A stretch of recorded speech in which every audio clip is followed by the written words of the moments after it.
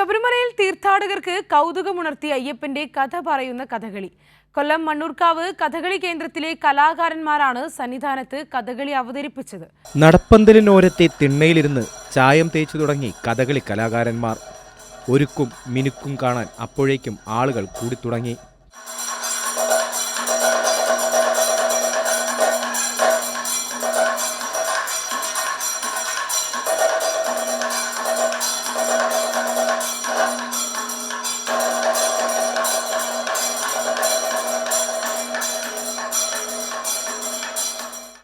ഏഴ് വയസ്സുള്ള അദ്വൈത് മുതൽ 61 വയസ്സുള്ള ബാലകൃഷ്ണാശാൻ വരെയുള്ള 30ഓളം കലാകാരന്മാരാണ് സംഘത്തിലുള്ളത്.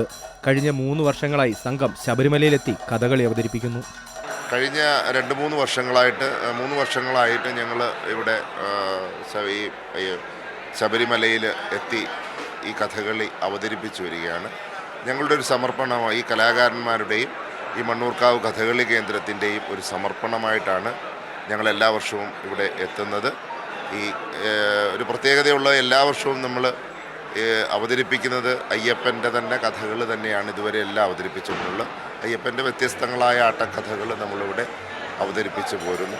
അയ്യപ്പൻ പന്തളം കൊട്ടാരത്തിൽ എത്തിയതു മുതൽ പുലിപ്പാലിനായി കാട്ടിലേക്ക് പോകുന്നതും ത്രിലോകങ്ങളെയും കീഴ്പ്പെടുത്തിയ മഹിഷിയെ നിഗ്രഹിക്കുന്നതും ഒടുവിൽ ശബരിമലയിൽ കുടിയിരിക്കുന്നതും വരെയുള്ള 2.5 മണിക്കൂർ നീളുന്ന അയ്യപ്പ മാഹാത്മ്യം എന്ന ആട്ടക്കഥയാണ് അരങ്ങിൽ.